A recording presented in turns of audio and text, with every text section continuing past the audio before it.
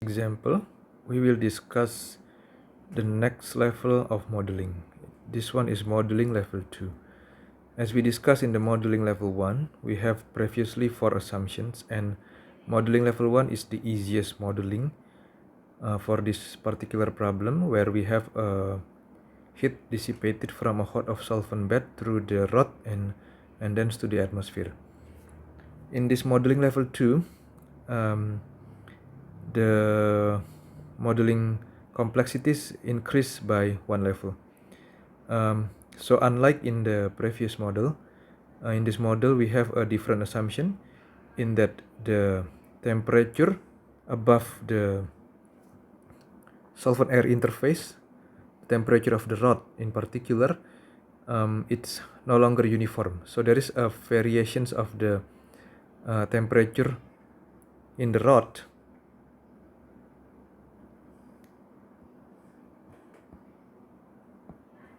as a functions of x. So the temperature in this variation in the temperature can be represented by this particular differential shell elements in here. Okay, so in here the shell has a thickness of delta x. Okay, this one has a thickness of the delta x, and let's assume that the temperature is changing with the shell element. So in essence, we only have the temperature of the shell element with which we call T. Okay, and then in here we also take because all the rod temperature below the solvent air interface in here, we assume to have a constant temperature, assuming that the thermal conductivity in the liquid phase is much higher than the thermal conductivity in the air. So we only bother with the temperature of the rod above the solvent air interface. So essentially we only care with the temperature of the rod above the solvent air interface. And then we take the coordinate, this solvent air interface in here we take as the position where x equals 0. So essentially the directions of the x is pointing up, but this at this particular position in here x should be equal to 0.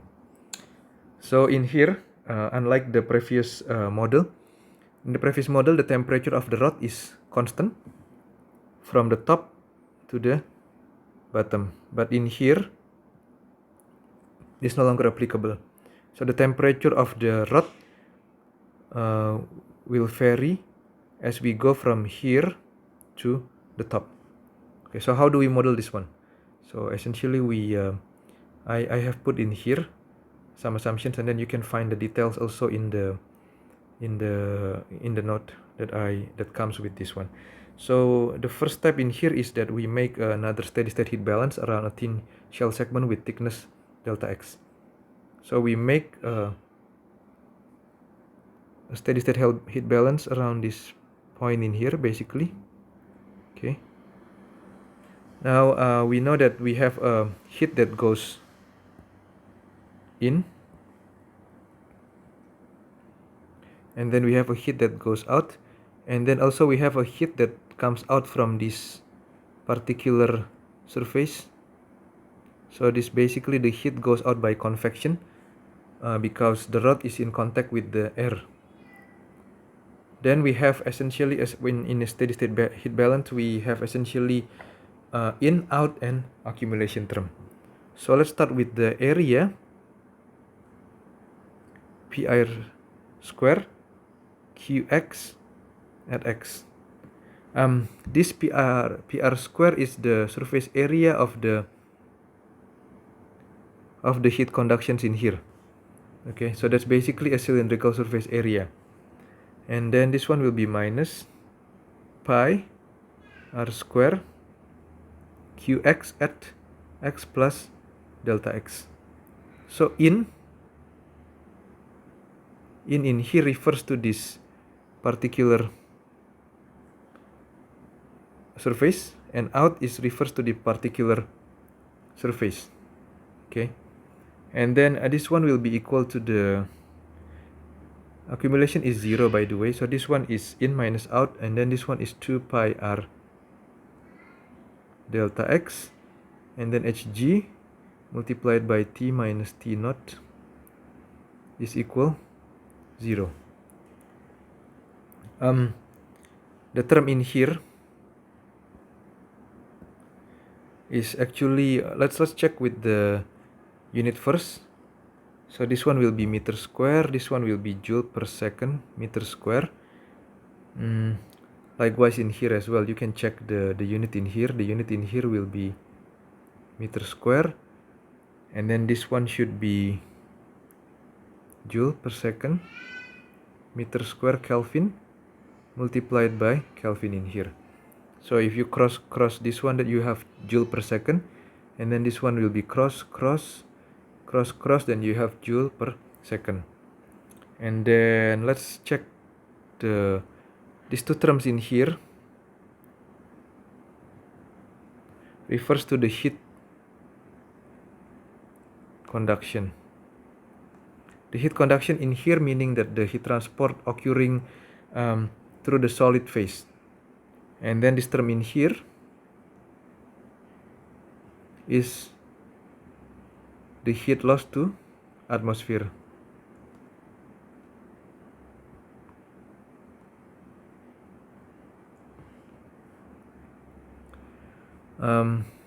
Note that this term in here is basically equal to 0 in here. Okay, so we continue the derivations. So we can simplify further. Let's put pi r square and then qx at x minus qx at x plus delta x.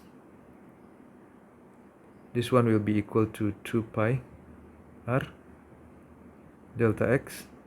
So this will be actually the surface, and then this one is the heat transfer coefficient from the rod to the air atmosphere. Then we can divide by pi r square. So if we continue doing these things, qx x minus qx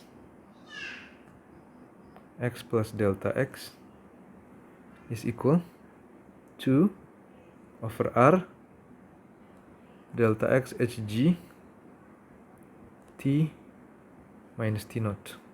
Okay, and then we can further divide by delta x. Okay, then essentially we will have something like this minus qx x plus delta x. Sorry, this one I make a mistake, so I need to erase this one. Minus qx at x divided by delta x is equal to over r hg t minus t naught. Okay, then by the definitions of the differential equations, so this one is, if we take the limit as delta x approaching 0, then this will become minus d qx per dx is equal to hg over r t minus t naught. Okay, if you go back into your calculus when you were in high school, you will know that the definitions of this particular dfx is equal to limit delta x approaching 0 of f x plus delta x minus fx divided by delta x.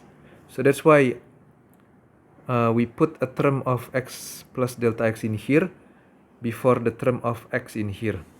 so that this will be in accordance with the definitions of the differential, the first derivative of the f with respect to x. Okay. Now we can furthermore go into the definitions of the Fourier's law.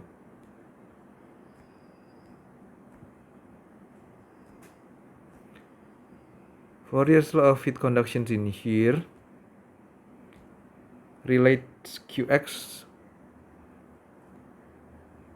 with the temperature gradient in x direction. Okay, so we can substitute this Qx in here into this Qx term in here, and if we do that thing, we'll have minus d per dx minus k dt per dx is equal to hg over r t minus t naught. Okay. Now you can take derive this again, and then we take this thing out, k d square t dx square is equal to hg divided by r t minus t naught in here. Now what we have in here is essentially a second order ODE.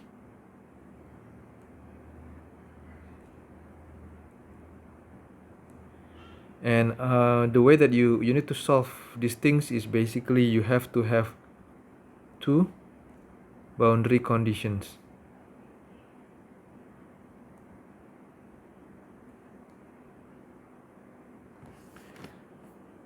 Okay, so what are the two boundary conditions that we can use to solve this problem? So we need to go and check back our system.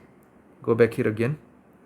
So in here we can see that in the interface of the air with the solvent in here, at x equals 0,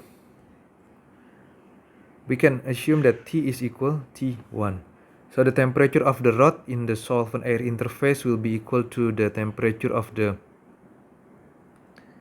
solvent. And then another boundary conditions will be at x equal L2. Then the heat flux at this top surface is very small, so you can essentially take that dt per dx is equal to 0. So these two will be our boundary conditions, and the boundary condition is basically a mathematical expression that expresses the physicochemical conditions of your system. So let me write it again in here. So the boundary condition 1, at x equals 0, T is equal T1. And then the boundary condition 2,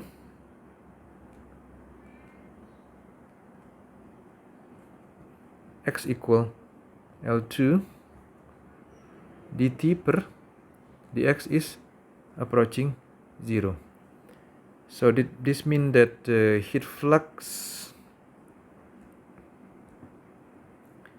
at the top surface is very small. Okay. Then we have this second order ODE. How do we solve these things? So let's go inspect the equations again. Per dx square is equal to hg kr t minus t naught. And then we can define the y first, just to simplify the second order ODE. If we define this y equal t minus t naught, then dy per dx will be equal to dt per dx, and then d square y per dx square will be equal to d square t per dx square. Okay, then in that case we can convert these equations into essentially into the form of dy d square y dx square is equal to hg kr y, and then this can become this